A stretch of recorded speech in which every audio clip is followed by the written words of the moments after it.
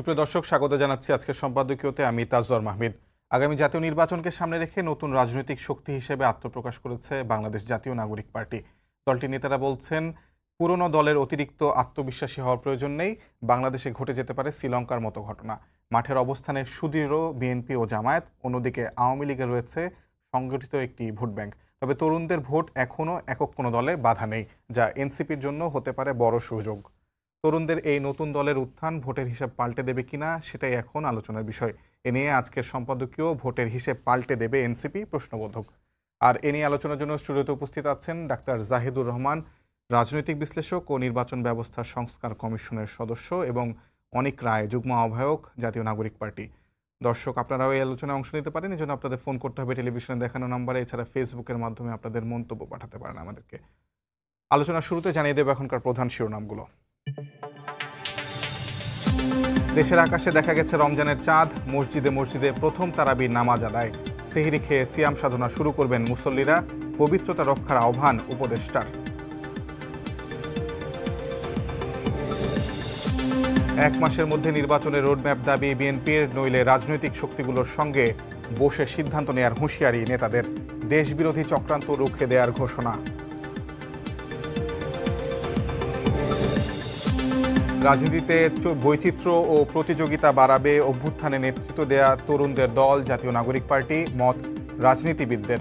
নতুন দলের সরকারি পৃষ্ঠপোষকতা না থাকার আশা। আমরা আলোচনা শুরু করি। প্রথমেই জাতীয় নাগরিক পার্টি গতকালকে আত্মপ্রকাশ করা দলের যুগ্ম আহ্বায়ক অনিক রায়, আপনাকে তো শুরু করতে চাই আলোচনা। আপনাদের আজকে সমকালে একটি প্রতিবেদন বেরিয়েছে যে ডান বাম শিবির কমি সবাইকে নিয়েই জাতীয় নাগরিক পার্টির কমিটি তৈরি হয়েছে। তো একটি রাজনৈতিক দলের জন্য একটি কমন আদর্শ বা একটি সাধারণ আদর্শ দরকার, প্রয়োজন হয়, একটা আদর্শিক পাটাতনের প্রয়োজন হয়। সেটি নাগরিক কমিটিতে অনুপস্থিত কিনা এবং সেটি আপনাদেরকে ভবিষ্যতে ভোগাবে কিনা, আপনি কি মনে করেন? প্রথমেই ধন্যবাদ যারা যারা আমার কথা শুনছেন, সাথে আমাদের জায়েদ ভাই আছেন, সো আপনাকে সবাইকে ধন্যবাদ জানাই। আর প্রথমত আমি যেটা বলি যে আমরা আসলে গত 6 মাস যাবৎ জাতীয় নাগরিক কমিটি আমরা একসাথে ফাংশন করার চেষ্টা করেছি। সে সময় পর্যন্ত আমরা সবাই আসলে কেউই রাজনৈতিক কোনো দলের সদস্য ছিলাম না। তো আমরা যখন এই চেষ্টাটা করেছি, সেই চেষ্টার মাধ্যমে আমরা আমাদের একটি জায়গায় আসলে পৌঁছাতে চেয়েছি যে কিসের উপর দাঁড়িয়ে আসলে আমরা কি বক্তব্য নিয়ে আসলে মানুষের কাছে যাব। আমাদের প্রথম যে বিষয়টি আমাদের মাথায় এসেছে সেটা হলো, আমরা আসলে বাংলাদেশকে একটা বাংলাদেশপন্থী রাজনীতি গড়ে তুলতে চাই, যেটার মাধ্যমে আমরা একটা অর্থনৈতিক ব্যবস্থা গড়ে তুলতে পারবো। একটি অনেক বেশি আমি আপনাকে যে বলতে পারি যে আমরা মূলত কৃষি সেবা উৎপাদন খাতের যথাযথ একটি সমন্বয়ের মাধ্যমে আমরা একটি জাতীয় অর্থনীতি তৈরি করতে চাই, যেই জাতীয় অর্থনীতি আয় বৈষম্যহীন হবে এবং একই সাথে প্রাণ প্রকৃতির সাথে এবং পরিবেশের প্রতি সংবেদনশীল একটি অর্থনীতি ব্যবস্থা তৈরি করবে। এখন একই সাথে এটার সাথে সাথে আমরা যেটা চাই সেটা হলো যে কিছু কর্পোরেট প্রতিষ্ঠান কিংবা কিছু মনে করেন যে কর্পোরেট গোষ্ঠী, সেই গোষ্ঠীর স্বার্থের হাতেও এই সিন্ডিকেট তৈরি করা আরেকবার সম্ভব হবে না। সেখানে ব্যবসা হবে, বাণিজ্য হবে, কিন্তু সেটা একটি আপনার টোটাল ইকোসিস্টেমের মধ্য দিয়ে হবে। আমরা এরকম একটি টেকসই অর্থনৈতিক ব্যবস্থা বাংলাদেশের জন্য তৈরি করতে চাই, যেটার মাধ্যমে আসলে একটি বাংলাদেশ রাষ্ট্র হিসেবে বাংলাদেশের মানুষের যে আজকে আমরা যদি আমাদের অবস্থা দেখি বা আমাদের যে পরিমাণ ঋণের বোঝা আমাদের মাথার উপর আছে, এবং অর্থনৈতিকভাবে আমরা এই মুভমেন্টে আমরা যদি দেখি যে রাষ্ট্র হিসেবে আমরা কোন কোন জায়গায় সবচেয়ে বেশি প্রবলেম আমরা ফেস করছি, তার মধ্যে একটি বড় জায়গা হলো অর্থনৈতিক অবস্থান। এবং অর্থনৈতিক অবস্থানের কারণে যেটা হচ্ছে যে আমরা আসলে কালচারালি আমাদের যতটা ডেভেলপড হওয়ার কথা ছিল, একটা বাংলা এই বদ্বীপ হিসেবে আমাদের তো একটা লম্বা হিস্ট্রি, আমাদের হিস্ট্রি ব্রিটিশদের বিরুদ্ধে, আমাদের হিস্ট্রি পাকিস্তানের বিরুদ্ধে, আমরা একটা রিসেন্ট সময়ে যে দিল্লির যে অধীনস্থ হওয়া সেটার বিরুদ্ধে আমরা লড়াই করেছি। ফলে আমরা কিন্তু এখনও আমাদের যে একটা প্রকৃত গণতান্ত্রিক চেহারা, আমরা মুক্তিযুদ্ধ, যে সাম্য, মানবিক মর্যাদা এবং সামাজিক ন্যায় বিচার, গণতন্ত্রের উপর দাঁড়ানো, সেই জিনিসটা কিন্তু এখনও আমরা তৈরি করতে পারিনি। ফলে আমরা আসলে আমাদের পার্টির মূল লক্ষ্য হিসেবে একটি সেকেন্ড রিপাবলিক তৈরি করা আমাদের প্রথম প্রপোজাল, এবং আমরা একটি গণপরিষদ নির্বাচন চাই, যে গণপরিষদ নির্বাচনের মাধ্যমে একটি সমতা ভিত্তিক, একটি ন্যায় ভিত্তিক, এবং যেখানে জনগণের প্রতিনিধিত্ব হবে সেরকম একটি জায়গা। আমি সেকেন্ড রিপাবলিকের প্রশ্নটা আসবো, কিন্তু তার আগে আমি বলতে চাই যে আপনি নিজে বামপন্থী রাজনীতির সঙ্গে জড়িত ছিলেন। আপনাদের দলে যারা আছেন তাদের মধ্যে অনেকে ডানপন্থী রাজনীতির সঙ্গে জড়িত, অনেকে আছেন কোনো রাজনৈতিক তেমন প্ল্যাটফর্মেই ছিলেন না। তো আপনাদের মধ্যে কি আসলে একটি আন্ডারস্ট্যান্ডিং কি তৈরি হয়েছে নাকি মানে যারা বামপন্থী যারা ডানপন্থী তারা তো নিজেদের একটা আদর্শিক জায়গা থাকে এবং শক্ত অবস্থানে থাকে, সেখানে আসলে মেলবন্ধনটা কিভাবে হয়েছে? দেখেন, কালচারালি আসলে অনেকগুলো জায়গায় হয়তোবা এখনো আপনি ঠিকঠাক সাউন্ড আপনি পাবেন না, হয়তোবা আর একটু কিছুদিন আমাদের সময় লাগবে কালচারাল জায়গাগুলোতে। কারণ কিন্তু আমরা এটাও মনে করছি যে আসলে আমাদের যে এই দেশে আয় আয় এবং ব্যয়ের যে বৈষম্য, মানে মানুষের একজন আপনি ধানমন্ডি গুলশান এলাকার লোক সাথে বাড্ডার একটা লোকেরই, ঠিক রাস্তার এই পার আর ওই পারের লোকের যে আয়ের যে বৈষম্য, এই বৈষম্যটাই আসলে এখানে যে কালচারাল যে ডাইভার্সিফিকেশনকে ওন করতে না পারা বা কালচারাল হেজিমনিগুলোর মধ্যে ডমিনেন্ট হয়ে যাওয়া, মানে কোনো একটা পক্ষের হয়ে এই জিনিসগুলো আসলে তৈরি করে আর কি। তো আমরা আসলে ওই জায়গাটাতে একমত হয়েছি যে আমরা যদি আসলে বাংলাদেশের ইকোনমি বুম করাতে পারি, আমরা যদি দেশের মানুষকে একটা বেটার ফিউচারের হিসাব করতে পারি, কারণ আসলে শেষ পর্যন্ত আমরা যেটা চাই সেটা হলো দেশের মানুষ নাগরিক হয়ে গড়ে উঠুক, তার যেই কালচারাল ব্যাকগ্রাউন্ডই থাকুক, তিনি যেই কালচারাল জায়গাতেই থাকুক, কিন্তু আমরা একটি রাষ্ট্র তৈরি করতে চাই যেই রাষ্ট্র আসলে প্রত্যেক নাগরিকের যে নাগরিক অধিকার, সেই নাগরিক অধিকারটা যেন তৈরি করতে পারে, যেন মানুষজনকে আর পরের দিন কিছুদিন পরে সাধারণ জনতা বা আম জনতা এই শব্দগুলো থেকে বের হয়ে এসে বাংলাদেশের প্রত্যেকটি মানুষ নাগরিক হিসেবে, মানে একটি রাষ্ট্র, মানে আমরা যেভাবে আসলে বইয়ে পড়ি যে রাষ্ট্রের নাগরিক, নাগরিকদের অধিকার, সেই জিনিসগুলো বইয়ে না থেকে যেন আসলেই দেশের প্রত্যেকটা জায়গায় বা যতটা মানে দেশের প্রত্যেকটা গ্রামে গঞ্জে অঞ্চলে শ্রমিক মেহনতি যত রকমের মানুষ আছে তাদের কাছে পৌঁছাতে পারে। ধন্যবাদ। জাহিদুর রহমান, আপনি নিজেও রাজনৈতিক বিশ্লেষক, আপনার নিজের একটা মানে সুপরিচিতি আছে রাজনৈতিক বিশ্লেষক হিসেবে। আপনি কি আসলে নাগরিক কমিটির এখন যে আইডিওলজিক্যাল বেসিস সেটা কি বুঝতে পেরেছেন কিনা স্পষ্টভাবে, এটি আপনার কাছে প্রশ্ন একটা। আর আরেকটা প্রশ্ন হচ্ছে যে 22 ফেব্রুয়ারি নাগরিক পার্টিরই একজন নেতা সারওয়ার তিশার তিনি এক জায়গায় বলেছেন যে মানে যারা এখন মনে করছেন যে ক্ষমতায় চলে গেছেন তাদের এত বেশি আত্মবিশ্বাসী হওয়ার প্রয়োজন নেই, বাংলাদেশে শ্রীলঙ্কার মতো একটি ঘটনা ঘটতে পারে, দুইটি বড় দলকে পাশ কাটি একটি নতুন দল ক্ষমতায় চলে আসতে পারে। আপনি এই বিষয়টাকে কিভাবে মূল্যায়ন করেন? ধন্যবাদ আপনাকে। মানে যে দলটা ওনাদের তৈরি হলো নাগরিক পার্টি, তার আদর্শিক কোনো ভিত্তি আছে কিনা। আমি তার আগে একটু এভাবে আসি যে মানে রাজনীতি তো আসলে দুটো জিনিস দিয়ে করা যায়, খুব সোজা। একটা হচ্ছে এই আদর্শিক বিষয় সামনে এনে এটাকে রাজনীতি কিছু করে তোলা, আর একটা হচ্ছে আপনি জনগণের জন্য কি কল্যাণ করতে চান। রাজনীতি দুটোই। এখন ওনাদের একটা বেছে নিতে হবে, এবং পৃথিবীতে এই মুহূর্তে আমরা এটা বলতে চাই পৃথিবীর স্রোত কিন্তু এখন এই আদর্শিক বিষয়ের দিকে বেশি, আইডেন্টিটির বিষয়ে। আইডেন্টিটিও একটা আদর্শিক অবস্থান। আমরা খেয়াল করব জার্মানির নির্বাচনে এবার কিন্তু রাইটিস্ট এক্সট্রিম বা ফার রাইটরা ডাবল সিট পেয়েছে, ডাবল ভোট পেয়েছে, নিওনাজি। আমরা ট্রাম্পকে দেখছি আমেরিকাতে, তিনি যেভাবে ফিরেছেন। খুব ইন্টারেস্টিং হচ্ছে বাইডেনের সময়ের অর্থনীতি বহু বছরের মধ্যে সবচেয়ে ভালো অবস্থায় ছিল, কিন্তু ডেমোক্রেটরা ফেল করেছে। ট্রাম্প তার সেই পপুলিস্ট ডেমাগগরি করেছেন এবং সেই আইডেন্টিটিকে, হোয়াইট সুপ্রিমেসিকে নিয়ে এসে কাজ করেছেন। তো এটা সুবিধা কেন? আইডিওলজি নিয়ে আসলে একটা সুবিধা হয় হলো আমি মানুষজনকে তখন অন্য কিছু ভুলিয়ে দিতে পারি। ধরুন ভারতের বিজেপি, ওদের রাজনীতি ওরা করার চেষ্টা করছে মানুষকে কদ্দূর ভালো রাখলাম তার চাইতে, যে এখানে মুসলিমদের সন্তান বেশি হচ্ছে, কোনো একদিন দেখবে তুমি ও সব দখল করে নিচ্ছে, সুতরাং তুমি আমি কি করছি টরছি বিষয়টা, তুমি আমাকে ভোট দাও। আমরা আওয়ামী লীগের মধ্যে প্রবণতা দেখেছি। খেয়াল করবেন 14 সালে যখন নির্বাচনটা তারা ভোট চুরি করছে, ভোটের সময় যেমন কাজে লাগে ভোট চুরিতেও কাজে লাগে। আইডিওলজিক্যাল অবস্থান, যুদ্ধ অপরাধের বিচার হবে, স্বাধীনতার চেতনার বিরুদ্ধে যারা, তো স্বাধীনতার চেতনার পক্ষে যদি তুমি থাকতে চাও ভোট টোটের মাথা ঘামানোর দরকার নেই, আমাকে ক্ষমতায় রাখো। অপর পাশে ওইদিকে জঙ্গিরা মাথা তুলছে, হেফাজতে ইসলামের যে বড় সমাবেশ হলো সেটাকে দেখিয়ে। এগুলোর সুবিধা হচ্ছে কি, এগুলো দিয়ে মানুষের মধ্যে, আমাদের তো জিনের মধ্যে আমাদের ট্রাইবাল মেন্টালিটি আছে, ক্ল্যান বোধ আছে, আমরা কিন্তু ক্ল্যানে থাকতে পছন্দ করি। আমরা এই গ্রামের মানুষ না ওই গ্রামের মানুষ, আমরা এই ভার্সিটির মানুষ না ওই ভার্সিটির মানুষ। যখন দুটো ভার্সিটি মারামারি লেগে যায়, কেউ খুঁজতে যায় না তার ভার্সিটি জেনুইন কিনা, মানে তার ভার্সিটির মানুষটা তো হতে পারে যে সে দোষ করেছে, কিন্তু আমরা এগুলো চিন্তা করি, এগুলো আমাদের জিনে আছে। সো এটা সহজ রাজনীতি। ওনারা এই সহজ রাজনীতিটা আসলে করতে পারবেন না, এবং উচিত না। আমার চয়েস হচ্ছে এই রাজনীতি না করা উচিত। ওনারা পারবেন না কেন বলছি, ওনাদের স্পেকট্রামটা খুব ওয়াইড, অনেক যেমন আছে, আর এখানে রাইটিস্ট ফোর্সও আছে।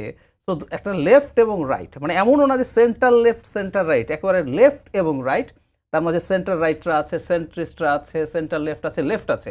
সো এদেরকে আপনি আসলে কোনো আইডিওলজিক্যাল জায়গা থেকে ডিফাইন করতে পারবেন না। সো ওনাদের জন্য একমাত্র অপশন হচ্ছে উনি যেটা বলার চেষ্টা করলেন সেটা হচ্ছে আপনি ওয়েলফেয়ার এবং আপনি এই যে ওনাদের যে দলের নাম সিটিজেন পার্টি বা নাগরিক পার্টি, যে একটা নাগরিক একটা স্টেটে নাগরিক বলা মানে কিন্তু আপনি আসলে অন্য তার আইডেন্টিটিগুলো সরিয়ে ফেলছেন। এটা Right. কিন্তু খুবই জরুরি ব্যাপার। একটা স্টেট আপনি নাগরিক হিসাবে দেখবেন, আপনার বাকি যত আইডেন্টিটি আছে ওগুলো ব্যক্তিগত পর্যায়ে ওনারা নিয়ে যেতে চান এবং আমরা সাফল্যও দেখেছি। আম আদমি পার্টি এবার হেরে গেল, কিন্তু দুবার পর পর তারা দিল্লির মতো জায়গায় বিপুল বিজেপির পরিমাণে। প্রবল প্রতাপের মধ্যে তারা জিতেছে। জাস্ট তারা এই রাজনীতিটাকে মানুষের সামনে এনেছে। নট অনলি দ্যাট, তারা দিল্লিতে যা করেছেন সে ওয়েলফেয়ার বিক্রি করে তারা পাঞ্জাবেও সরকার গঠন করেছিলেন, আছেনও এখন সেখানে। গোয়াতে তাদের ভালো ফুটহোল্ড তৈরি হচ্ছে। সুতরাং এই রাজনীতিটা একটু কঠিন, কিন্তু দিনের শেষে আপনার আমরা যারা সাধারণ মানুষ, আমরা যারা বেনিফিট চাই, আমাদের জন্য এটা ভালো। কারণ তখন হবে কি, দলগুলো কে কাকে কি দিতে পারে সেটার ফাইট করবে। ধরুন আমি একটা উদাহরণ দিই, এবার দিল্লি ইলেকশনে আম আদমি বলেছে তারা নারীদেরকে একটা বিশেষ আর্থিক অবস্থা নারীদেরকে 2100 রুপি করে দেবে প্রতি মাসে। বিজেপি ঘোষণা করলো আমরা 2500 রুপি দেব। তো এই হচ্ছে ফাইট। এইভাবে হয় কি আপনার আমার লাভ হয়ে যায়। কিন্তু যখন আইডেন্টিটি বা অন্য কোনো আইডিওলজিক্যাল বিষয় আনে, তখন আমি আসলে ওই পয়েন্টের দিকে যখন দৌড়াতে শুরু করি, তখন আমি কেমন আছি সেটা বিষয় না, কারণ মনে হবে হায় হায় আমার তো ধরুন ইসলাম নিয়ে যারা আছে, ইসলাম তো শেষ হয়ে গেল, তো আমাকে ইসলামী রাজনীতির পাশেই যেতে হবে, ও আমাকে ভালো রাখবে কি খারাপ রাখবে সেটা আমি দেখবো না। সো এই ব্লাইন্ডনেসগুলো থাকে। তো আমি মনে করি ওনাদের যে ভিত্তি, ওনাদের অন্যান্য ইয়েতে আমি দেখেছি এবং ম্যানিফেস্টোটাও আমি শুনেছি মিস্টার নাহিদ ইসলাম যেটা পড়েছেন, জি। তারা মূলত জনগণের ওয়েলফেয়ার, নাগরিক সুবিধার দিকে সুবিধা প্রাধান্য দিয়েছেন। আর আরেকটা প্রশ্ন ছিল আমার প্রশ্নের মধ্যে, তুষারের সারওয়াতুষের বক্তব্য যে নতুন দল দুটি বড় দলকে পাশ কাটিয়ে ক্ষমতা চলে আসতে পারে। মানে এখন সারাহকে আমরা অনেকদিন থেকে চিনি, কিন্তু উনি এখন পলিটিশিয়ান। পলিটিশিয়ান মানেই হচ্ছে আপনাকে আসলে স্বপ্ন বিক্রি করতে হবে। একজন অ্যানালিস্ট আর একজন পলিটিশিয়ানের কাজ কিন্তু একেবারেই আলাদা জায়গা। অ্যানালিস্ট বা অ্যাক্টিভিস্টেরও কিন্তু যিনি রাজনৈতিক দল করছেন তাকে স্বপ্ন বিক্রি করতে হয়। সো সারওয়াত তুষার যেটা বলেছেন আমি এটাকে টেকনিক্যালি সঠিক মনে করি, এটা হতে পারে, কিন্তু আমি বাংলাদেশে এই মুহূর্তের বাস্তবতা ওটা আছে বলে মনে করি না। কিন্তু যখন আপনি রাজনীতির মাঠে যাবেন, আপনার আসলে বেশ কিছু মানুষের মনের মধ্যে স্বপ্ন তৈরি করতে হবে এবং এভাবেই, তাতে এবার না হোক পরের বার বা তার পরের বার আপনি গ্রো করবেন। আমি এটাকে খুব ভুলভাবে দেখি না। এবং উনি যে এক্সাম্পলটা দিয়েছেন এটা মোক্ষম একটা এক্সাম্পল, কারণ শ্রীলঙ্কায় তো আসলে খুবই আনএক্সপেক্টেড ওয়েতে এক অর্থে সেটা হয়েছে। এবং একটু যোগ করা ভালো, সেই দল ক্ষমতায় এসে কিন্তু মানুষের জন্য চমৎকার সব কাজ করছেন। Exactly, right, thank you. অনেকটাই আপনার কাছে আমার প্রশ্ন, এই সারওয়াত তুষারের বক্তব্য ধরে যে আপনাদের মধ্যে কি আসলে দলীয়ভাবে আলোচনা হয়েছে কিনা, আপনারা কতগুলো আসনে এবার প্রার্থী দিতে চাচ্ছেন, কত আপনাদের আসলে জনসমর্থন কেমন এই বিষয়ে, এবং আপনারা কি আসলেই বড় দুটি দলকে পাশ কাটিয়ে ক্ষমতায় যাওয়ার মতো শক্তি জনসমর্থন অর্জন করতে পেরেছেন কিনা, এসব বিষয়ে আপনাদের অভ্যন্তরীণ মূল্যায়ন হয়েছে কিনা, এবং সেটা যদি আমাদেরকে বলতেন। প্রথমত বিষয় হলো, আমরা এতদিন একটা রাজনৈতিক দলের মতো করে আচরণ করি নাই, বা একটা রাজনৈতিক দল যেভাবে কাজ করে, রাজনৈতিক দল যেভাবে গ্রামে গঞ্জে সকল জায়গায় সকল স্পেকট্রামের মানুষের কাছে যায়, আমরা কিন্তু আসলে সেটা এখনো করি নাই। বা আমরা আসলে কোন কোন দাবি নিয়ে আসব, আমরা আসলে কোন কোন এজেন্ডাগুলো নিয়ে আসব, সেটা কিন্তু আমরা এখনো ডিক্লেয়ার করিনি, যেগুলো আমরা খুবই কম সময়ের মধ্যেই ডিক্লেয়ার করবো এবং আমাদের এগুলো পলিটিক্যাল এজেন্ডা হিসেবে আমরা মাঠে যাব। এবং আমাদের মধ্যে একটা বিষয় আছে যেটা জাহিদ ভাই বললেন, আমরা আসলেই মূলত একটি ওয়েলফেয়ার কান্ট্রি এবং একটি ওয়েলফেয়ার নেশনের দিকে বাংলাদেশকে নিয়ে যেতে চাই। একটি শক্তিশালী অর্থনৈতিক ব্যবস্থা, যেটার মাধ্যমে গত 15 বছরে না, শুধু গত 53 বছরেই যেভাবে আমাদের রাজনৈতিক, সামাজিক, সাংস্কৃতিক বা সাংবিধানিক প্রতিষ্ঠানগুলো ধসে পড়েছে, সেটাকে আমরা আরেকবার রিবিল্ড করতে চাই, একটি গণতান্ত্রিক মূল্যবোধের দেশ নিয়ে আসতে চাই। তো এগুলো তো আসলে ভালো কথা, মানে এগুলো শুনতে ভালো লাগে, কিন্তু আমরা এগুলোকে আসলে আমাদের কর্মসূচিতে নিয়ে কাজ করছি। যে এই কথাগুলো, যেই জাতীয় অর্থনীতির আমরা স্বপ্ন দেখছি, যে জাতীয় অর্থনীতি আমরা গড়ে তুলতে যাচ্ছি, যেটা একই সাথে আমাদের জন্য প্রফিটেবল হবে রাষ্ট্র হিসেবে, আমার দেশের মানুষ প্রফিটেড হবে, এবং একই সাথে সেটা আমার যে প্রাণ প্রকৃতি পরিবেশ সেটাকেও আসলে একটি সেফ গার্ড দিবে। তো আমরা এগুলোকে কর্মসূচিতে নিয়ে আসতে চাই। এবং আমি বিশেষ করে আমার কলিগ সারওয়াত তুষার যেটা বলেছেন, এটা আসলেই সম্ভব। কেন সম্ভব না? কারণ মনে করেন আমরা যখন 17 জুলাই বা 15 জুলাইয়ের দিকে যদি আপনি চিন্তা করেন, বা 10 জুলাই চিন্তা করেন, শেখ হাসিনা, বা আমার ঠিক মনে নেই, শেখ হাসিনা চীন সফর থেকে ফেরত আসলেন, তার যে প্রথম সংবাদ সম্মেলন, তখন কে জানতো যে 5ই আগস্ট এই অবস্থা রাস্তার হবে? ফলে অসম্ভব বলে তো কিছু নাই। তো আমাদের প্ল্যান হলো, আপনি দেখবেন যে একটি ছোট কথা বলবো আর কি এই ব্যাপারে, কি কারণে আমরা সাহস পাচ্ছি, এটার একদম ফিল্ড এক্সপিরিয়েন্স বলবো। সেটা হলো, আপনার মনে আছে যে আন্দোলনের সময় একটি ছবি খুব পপুলার হয়েছিল, একজন রিক্সা চালক যিনি একটি মিছিলকে সেলুট দিচ্ছিলেন তার রিক্সা দাঁড়িয়ে। সেই রিক্সা চালক কিন্তু কালকে সমাবেশে এসেছেন এবং তাকে দুই একজন মিডিয়াও খুঁজে পেয়েছে এবং সে কিন্তু একটি কমেন্ট করেছেন। তিনি বলেছেন ছাত্ররা স্বৈরাচার ঠেকায় দিছে, আর তো কোনো দল পারে নাই, তাহলে এরা রাষ্ট্র চালাই দিতে পারবে। এই যে সেই লোককে কিন্তু আমরা ডাকিও নাই, মানে এটা আমাদেরও হয়তো বা ভুল, আমাদেরও আসলে তিনি একটি আইকনিক ক্যারেক্টার এই মুভমেন্টের, কিন্তু তিনি কিন্তু নিজের থেকে এসেছেন। এবং কালকে যদি আপনি আমাদের সমাবেশটি লক্ষ্য করেন, এখানে যতটা না আমাদের অর্গানাইজ জমায় তার থেকে অনেক বেশি কিন্তু উৎসুক মানুষ যারা আসলে এসেছিলেন শুনতে। ফলে আমরা আসলে মানুষকে সেই কর্মসূচিগুলোর দিকে নিয়ে যেতে চাই এবং আমরা বিশ্বাস করি যে আমরা যদি ঠিকঠাক অর্থনৈতিক প্রক্রিয়াগুলো, আমাদের কর্মসূচিগুলো, দাবিগুলো নিয়ে আমরা যখন থেকে মাঠে নামবো, আমরা আশা করি যে আমাদের বড় রাজনৈতিক দলগুলোর যেভাবে চিন্তা করছে ইলেকশন এতটা সহজ মনে হয় না হবে। জি, আপনি আরেকটা বিষয় সেকেন্ড রিপাবলিকের কথা তুলছিলেন। কালকে আপনাদের আহ্বায়ক নাহিদ ইসলামও বলেছেন যে আমাদের সেকেন্ড রিপাবলিক প্রতিষ্ঠার জন্য গণপরিষদ নির্বাচনের মাধ্যমে একটি নতুন সংবিধান প্রণয়ন আমাদের অন্যতম প্রাথমিক লক্ষ্য। এই মানে নতুন সংবিধান তোলার দাবি, মানে করার দাবি এবং সেকেন্ড রিপাবলিকের দাবি, সেটা তো পুরনো, মোটামুটি অক্টোবর থেকে এটা আমরা শুনছিলাম, অক্টোবরের 22 থেকে আমরা শুনছিলাম যে একটি মানে সেকেন্ড রিপাবলিকের ঘোষণা দিতে হবে, সংবিধান ছুঁড়ে ফেলতে হবে। বড় রাজনৈতিকগুলো দলগুলো তার সঙ্গে একমত হয়নি। আপনারা আসলে কিভাবে এটা করবেন, মানে নির্বাচনে বিজয়ী হওয়ার পরে এটা করবেন না আগে করবেন, মানে আপনাদের এখন মানে থট প্রসেসে কি আছে? আমরা প্রথমে বলেছি যে আমরা একটি গণপরিষদ নির্বাচন চাই, আমাদের অন্যতম মূল লক্ষ্য একটি গণপরিষদ নির্বাচন।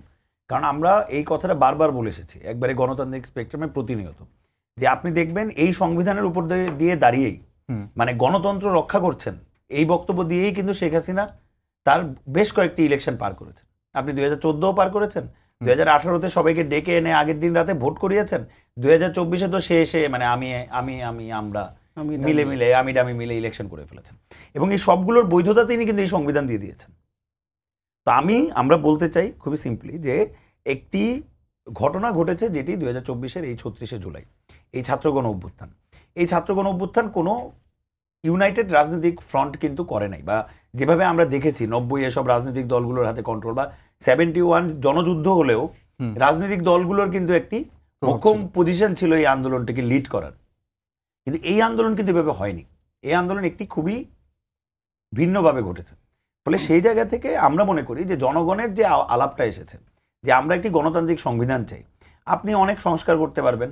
আপনি আজকে কোনো মনে করেন যে যেরকম সিস্টেম, আমি জানি না জায়েদ ভাই কাজ করেছেন সরকারের একটি বডিতে, জায়েদ ভাইয়েরও অভিজ্ঞতা আছে যে আসলে আপনি এই আমলাতন্ত্রের সাথে পারবেন কিনা, আপনি সবচেয়ে ভালো মানুষটাকে, সবচেয়ে ফিটেস্ট ম্যানটাকে এই সিস্টেমের মধ্যে বসিয়ে দিন, তিনি পারবে কিনা, যে আমলাতান্ত্রিকভাবে এই পুরো জিনিসটা চলে তিনি আসলে পারবেন কিনা। আমার মনে হয় না কেউ পারবে, আমার মনে হয় যে সবচেয়ে বেস্ট লোকটাকে বসালেও এই সিস্টেমের মধ্যে পারবে।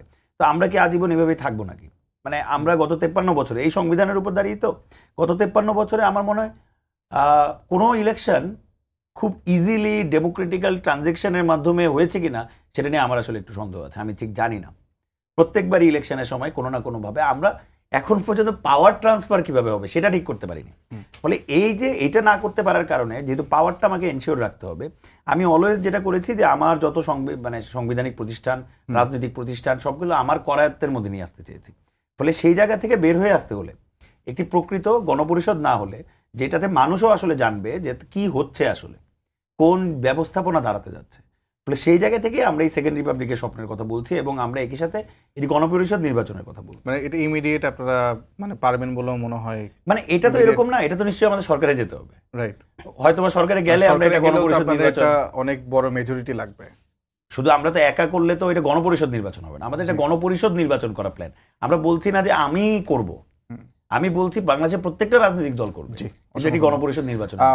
অসংখ্য ধন্যবাদ জাহিদ ভাই। আপনার কাছে দুটি প্রশ্ন করতে চাই দুজন বর্ষিয়ান রাজনীতিবিদদের মন্তব্য থেকে। বিএনপির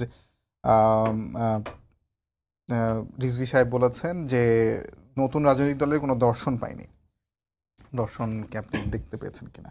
আবারও রাজনীতিবিদের মন্তব্য মানে সবকিছু ওভাবে দেখতে হবে, রাজনীতিবিদদেরকে রেটরিক বলতে হয় সারা পৃথিবীতে। ইনফ্যাক্ট এই না যে এটা বাংলাদেশে, এটা সারা পৃথিবীতে, এবং এই প্রবণতা এখন বাড়ছে। মানে অত্যন্ত বিকশিত গণতন্ত্রের যে দেশগুলো আছে, যেগুলোকে আমরা মনে করি, সেখানকার মানুষজনের, সেখানকার পলিটিশিয়ানদের কথা শুনতে কিন্তু আমরা খুব অবাক হয়ে যাই। ট্রাম্পের সাথে জেলেনস্কির একটা মানে তাদের যে মিটিং, এখানে তাদের ভাইস প্রেসিডেন্টও ছিল, কি অবিশ্বাস্য যেভাবে কথা বলেছেন। সো হয় এটা, এখন পরিস্থিতিটা ওই রকম।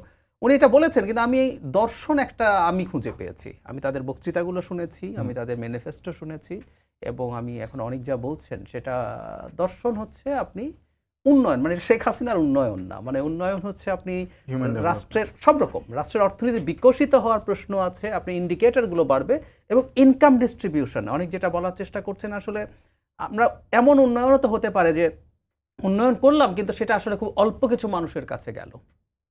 ধরুন আমেরিকার এক ধরনের উন্নয়নের মডেল আছে, ইউরোপের আরেক রকম, এবং ইউরোপের বিশেষ করে ওয়েলফেয়ার স্টেটগুলো, আমি যদি আরও স্পেসিফিক হই, স্ক্যান্ডিনেভিয়ান কান্ট্রিগুলোর ওয়েলফেয়ার মডেল কিন্তু ভিন্ন।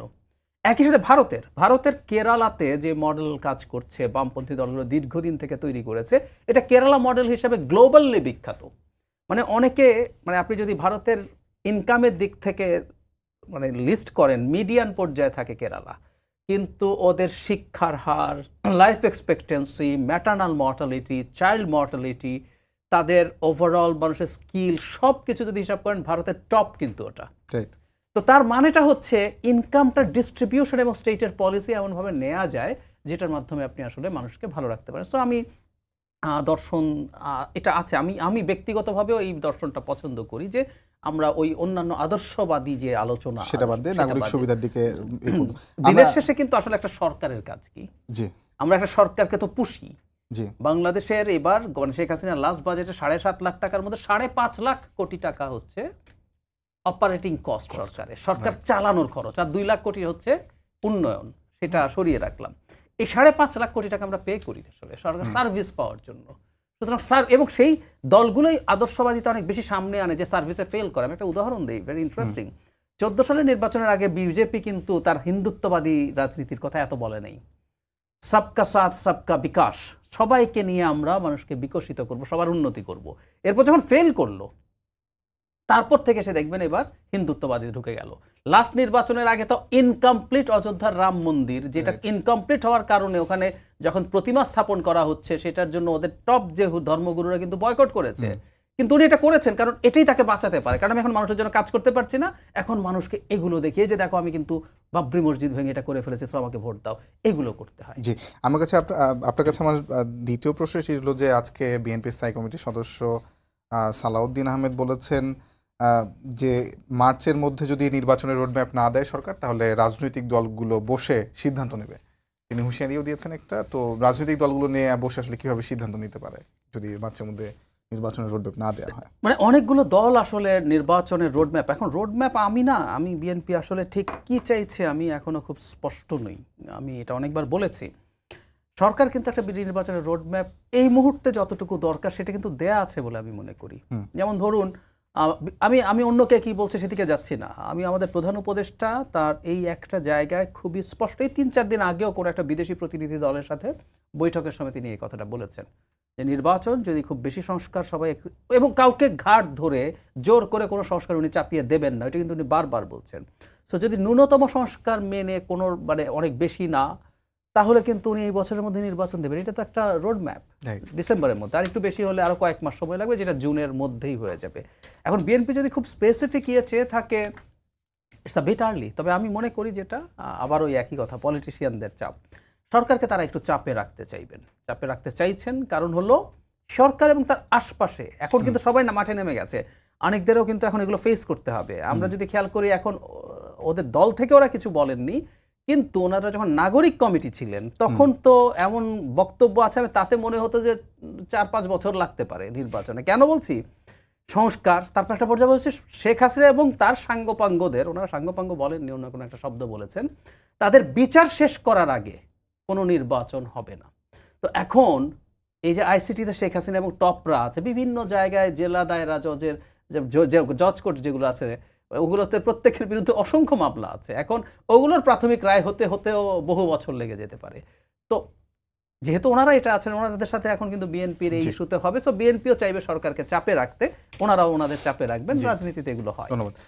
অনেকটাই আপনার কাছে আমার প্রশ্ন সেটি হলো যে আপনারা দল গঠনের পরপরে আপনাদের দলের একজন সদস্যকে নিয়ে একটু সমালোচনার মুখে পড়েছেন, ফেসবুকে প্রচারণা করেন, আপনি হয়তো বুঝতে পারছেন আমি কার কথা বলছি, সেটিকে আপনারা কিভাবে ডিল করছেন? আরেকটি বিষয় হচ্ছে যে আজকে নুরুল হক নূর, সাবেক ভিপি ডাকসুর, তিনি একটি সংবাদ সম্মেলন করেছেন এবং সেখানে বলেছেন আপনাদের দিকে এক ধরনের কিংস পার্টি হচ্ছেন বলেই কিন্তু একটা ইঙ্গিত তিনি দিয়েছেন এবং তিনি বলেছেন যে গণ অভ্যুত্থানকে কেন্দ্র করে যে ঐক্য তৈরি হয়েছিল সেটি আজকে আর নেই, তাতে ফাটল ধরেছে এবং গুটি কয়েক ছাত্র নেতা সরকারে বসে দল গঠনে কাজ না করে দুই উপদেষ্টাকে তিনি পদত্যাগের আহ্বান জানিয়েছেন। আপনারা কি আসলে কিংস পার্টি হচ্ছেন কিনা সেটি একটি বড় প্রশ্ন, অনেকেই প্রশ্নটা তুলে থাকেন। আপনি কি বলবেন এবং যেই আপনাদের যে সদস্যকে নিয়ে আসলে প্রশ্ন উঠেছে সেটাকে কিভাবে ডিল করছেন?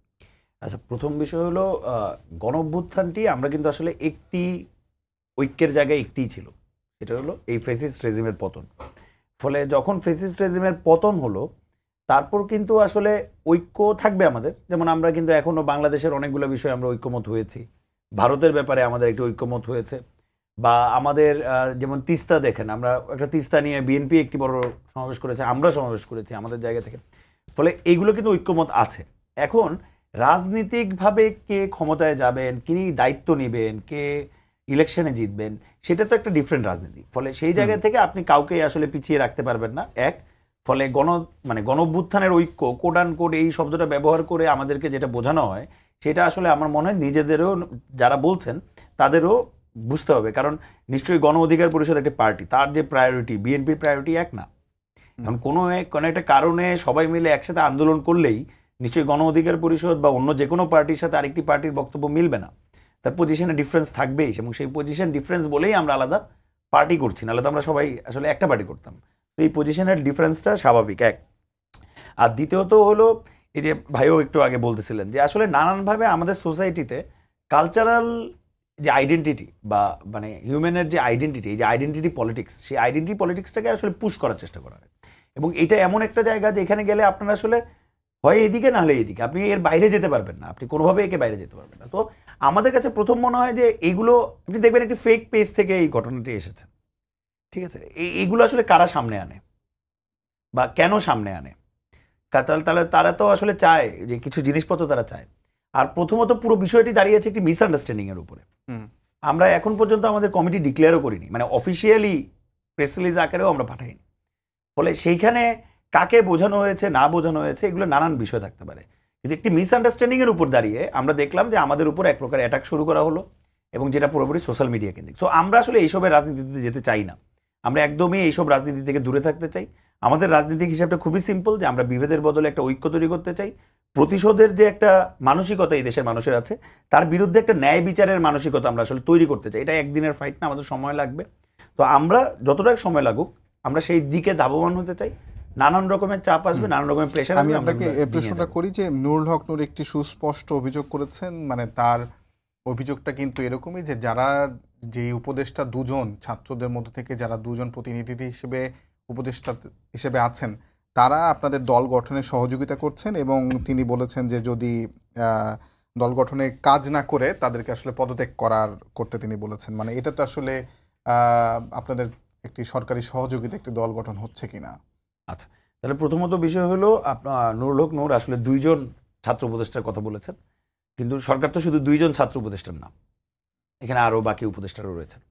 আর একটা বিষয় হলো খুবই সিম্পল, যদি নুরুল হক নূরের কাছে এরকম কোনো অকাট্য প্রমাণ থাকে যে আমরা আসলেই সরকারের সাহায্য নিয়ে আমাদের দল বানাচ্ছি, সেটার যেমন মনে করেন আমি নিজেই বলতে পারি যে পিরোজপুরে একটি ঘটনা আমাদের সামনে এসেছে।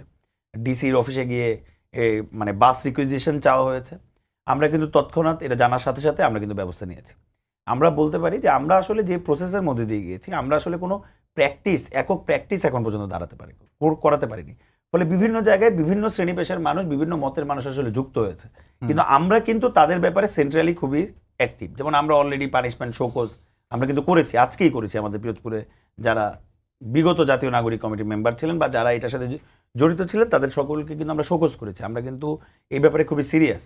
যেমন আমরা কিন্তু নাহিদ ইসলামকেও আমাদের ম্যান্ডেটটা ক্লিয়ার ছিল যে আমরা নিশ্চয়ই চাই যে নাহিদ ইসলাম এসে আমাদের দায়িত্ব নিক, কারণ নাহিদ ইসলাম এই গণ অভ্যুত্থানের ফেস। কিন্তু এই ব্যাপারেও কিন্তু আমাদের পজিশন স্ট্রিক্ট ছিল যে সরকার থেকে নামার পরেই একমাত্র দল গঠনে বা দল গঠনের কাজে সরাসরি কিংবা ব্যাকহ্যান্ডে আপনি যুক্ত হতে পারবেন। সরকার থেকে তো দুদিন আগে নামলো আপনাদের দল গঠনের আগে, তার প্রভাব কি সরকারের মধ্যে থেকে কমে গেছে মনে হয়? এখন আপনি মনে করেন যে নাহিদ ইসলামের প্রভাব কি আসলে বাংলাদেশের মানুষের মধ্যে কমেছে কিনা? আপনি যদি কালকে সমাবেশ দেখেন, নাহিদ ইসলামের বক্তব্য যদি আপনি দেখেন, বা কিংবা নাহিদ ইসলাম বের হয়ে যাওয়ার সময় যেভাবে আসলে মানুষ হুমড়ি খেয়ে পড়েছিল।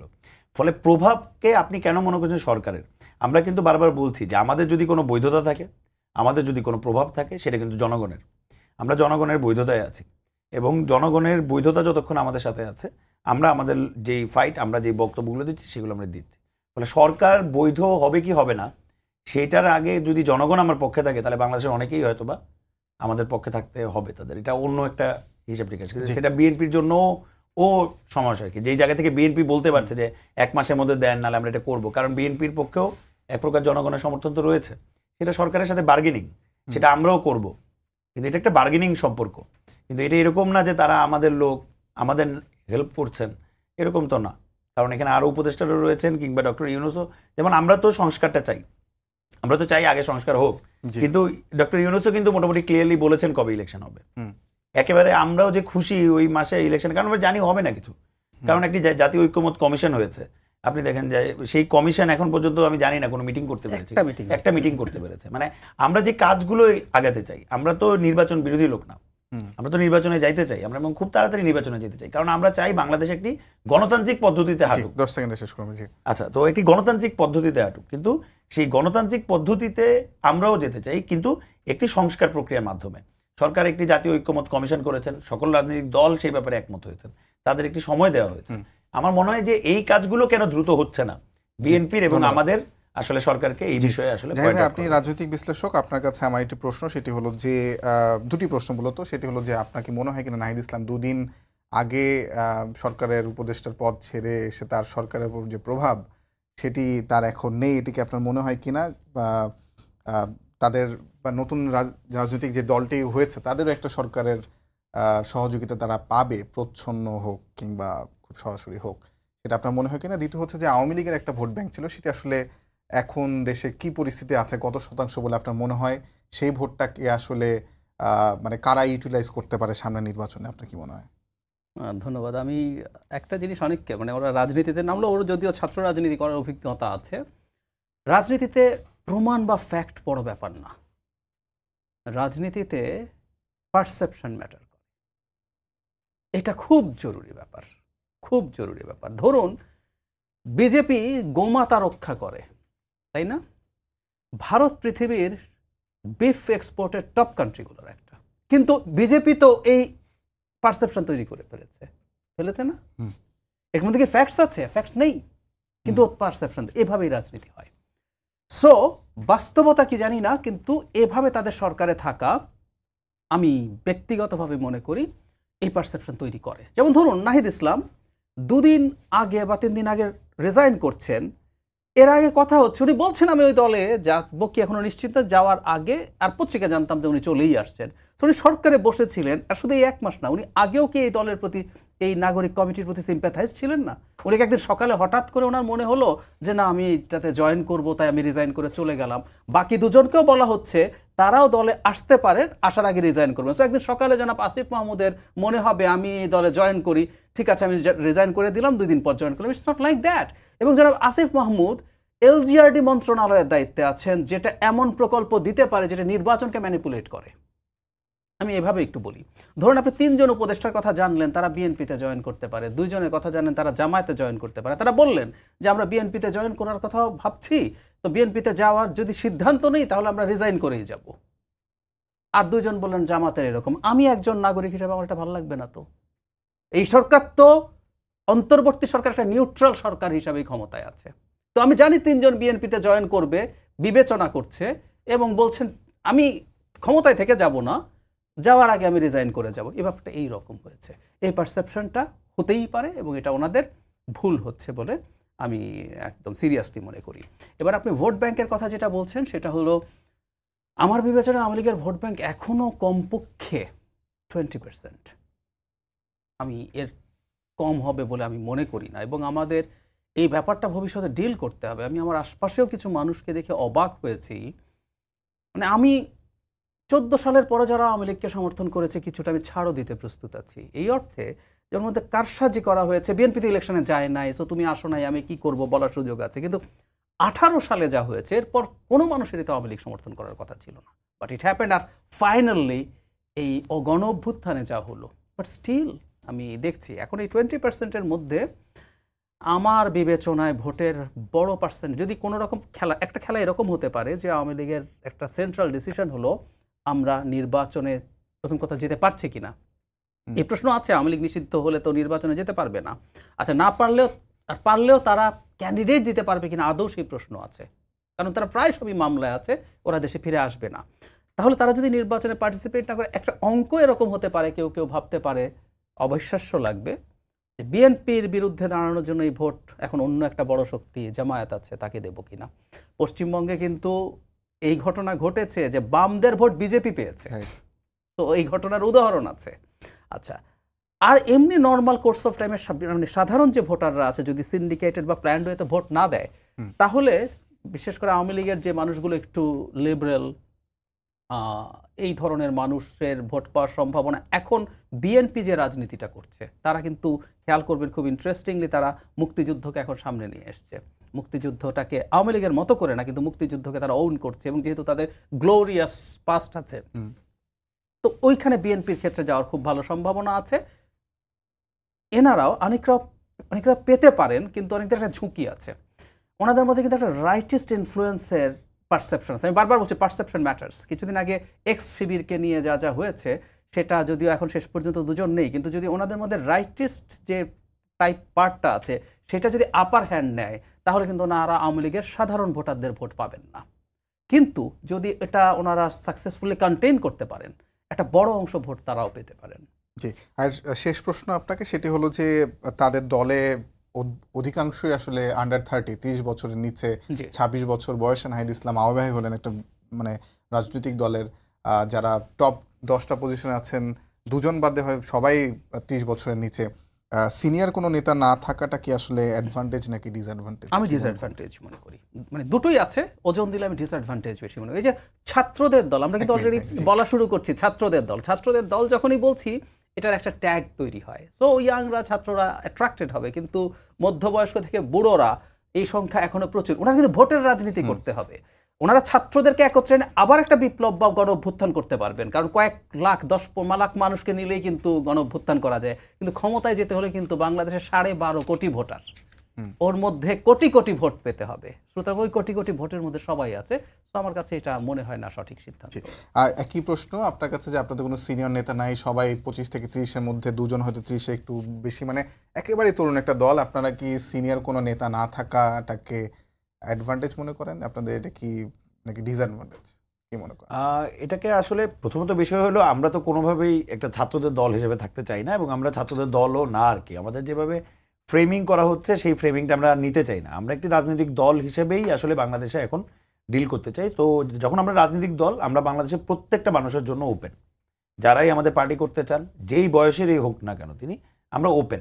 কিন্তু আমরা আসলে একটি রাজনৈতিক দল হিসেবে যদি কাজ শুরু না করি, তাহলে আসলে কি কারণে একজন সিনিয়র তিনি আসলে কেন আমার প্রতি আকৃষ্ট হবেন? নিশ্চয়ই জায়েদ ভাইয়ের যদি আমার পার্টি করতে হয়, জায়েদ ভাই তোকে দেখতে হবে আমি কি করছি। এখন আমরা একটা গণঅভ্যুত্থানের মধ্যে দিয়ে ছিলাম, গণঅভ্যুত্থানের সময় আমাদের নিজেদের ভিতরে পরিচয়, বা গত 7-8-10 বছরে মানে ক্যাম্পাস পলিটিক্সে বা অ্যাক্টিভিজমে আমরা একসাথে করেছি নানান কিছু। এই ফ্যাসিস্ট রেজিমের বিরুদ্ধে আমরা একটি পরিক্রমার মধ্য দিয়ে আজকের এই অবস্থায় এসে দাঁড়িয়েছি, এবং আমরা এই কাজটি করছি।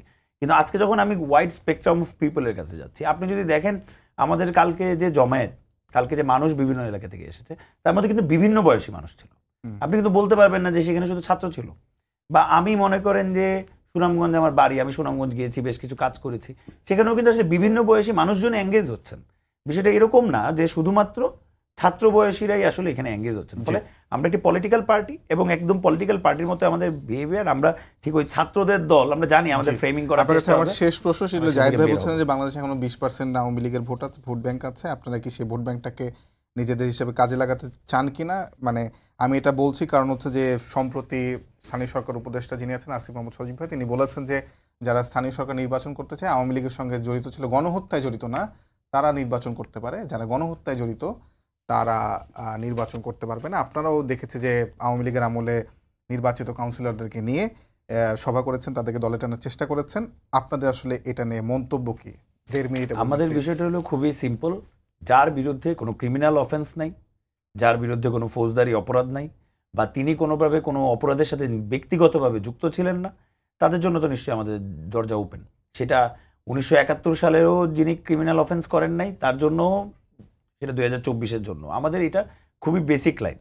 আপনি নানান বয়সী মানুষ নানানভাবে বিভিন্ন জায়গায় আওয়ামী লীগ করেছে, কিন্তু যারা গণহত্যার সাথে জড়িত না, যারা কোনোভাবে মানি লন্ডারিংয়ের সাথে জড়িত না, যারা এই যে আমাদের গত 16 বছরের যে ফেসিজম গড়ে ওঠা, সেই ফেসিজম গড়ে ওঠার মূল ক্রিয়ানক তারা না, আমরা তাদের জন্য তো নিশ্চয়ই ওপেন।